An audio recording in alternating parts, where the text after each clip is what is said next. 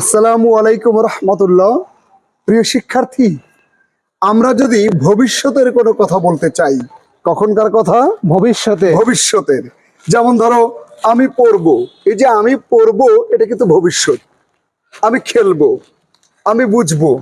আচ্ছা নূরজামাল, এখানে এই যে আমি পড়বো, পড়ার তো একটা কাজ, তাই না? জি স্যার। তাহলে এই পড়া যে কাজ, এখানে কিন্তু পড়ার সাথে ব যুক্ত আছে। ব যুক্ত থাকার কারণে এটা কি? ভবিষ্যৎ, ফিউচার। তাহলে প্রিয় শিক্ষার্থী, আপনি যদি ভবিষ্যতের কোনো বাক্য ইংরেজিতে তৈরি করতে চান বা ভবিষ্যতের কোনো কথা বলতে চান, যে ভবিষ্যতে আপনি কোনো কাজ করবেন, আমি লিখবো, আমি পড়বো, আমি বুঝবো, আমি শুনবো, তাহলে আপনাকে যে কাজটি করতে হবে সেটা হলো প্রথমেই সাবজেক্ট। প্রথমে কি হবে? Subject. I, we, you, he, she, they. তো প্রথমে সাবজেক্ট, তারপরে উইল, তারপরে কি? উইল। তাহলে এরপরে হচ্ছে ভার্ব। এরপরে কি? ভার্ব। আমি আবার বলছি প্রিয় শিক্ষার্থী, আপনি ভবিষ্যতে কোনো কাজ করার কথা বললে প্রথমেই সাবজেক্ট ব্যবহার করবেন, এরপর একটা উইল ব্যবহার করবেন, উইল। এরপরে ভার্ব হবে প্রেজেন্ট ফর্ম, অর্থাৎ একটা ভার্ব। যেমন আমি পড়বো, প্রথমে আই, তারপরে উইল, তারপরে রিড। আই উইল রিড, আমি পড়বো। আই উইল রাইট, আমি লিখবো। এবার আপনি কি করবেন? আই উইল এটাকে ঠিক রাখবেন, রেখে ভার্ব শুধু পরিবর্তন করবেন। আই উইল রিড, আমি পড়বো। আই উইল রাইট, আমি লিখবো। আই উইল লিসেন, আমি শুনবো। যেমন দেখুন, আমরা এখন বাক্য তৈরি করি, আপনি দেখুন। Okay sir. আমি বুঝবো, আই উইল আন্ডারস্ট্যান্ড। প্রিয় শিক্ষার্থী, আমি বুঝবো। তাহলে নূরজামাল বলল প্রথমে আই, তারপরে উইল, ভার্ব হলো আন্ডারস্ট্যান্ড। I will understand. আমি লিখবো, আই উইল রাইট। আমি কথা বলবো, আই উইল স্পিক। আমি ইংরেজিতে কথা বলবো, I will speak in English. আমি ঘুমাবো, আই উইল স্লিপ। আমি দৌড়াবো, আই উইল রান। আমি হাসবো, আই উইল লাফ। আমি খেলবো, আই উইল প্লে। আমি বুঝবো, আই উইল আন্ডারস্ট্যান্ড। আমি শিখবো, আই উইল লার্ন।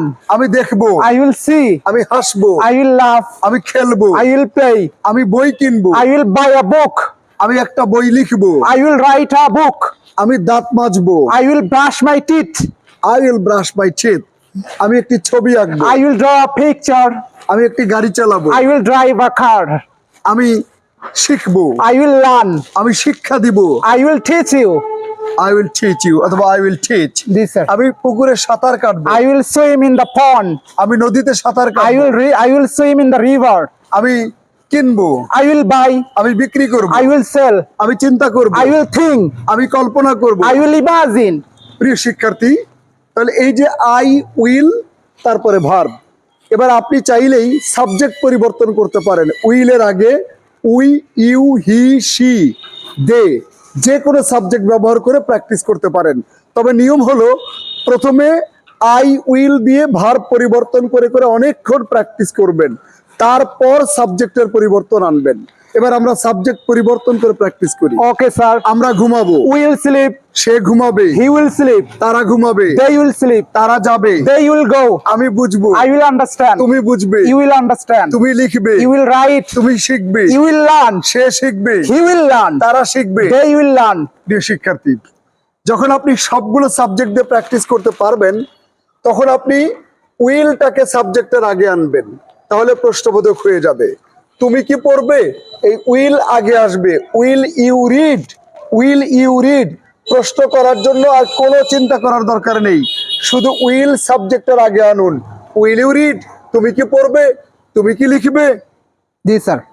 ইংরেজি, তুমি কি লিখবে, Will you write? তুমি কি হাসবে, Will you laugh? তুমি কি দেখবে, Will you see? তুমি কি দৌড়াবে, Will you run? তুমি কি খেলবে। Will you play?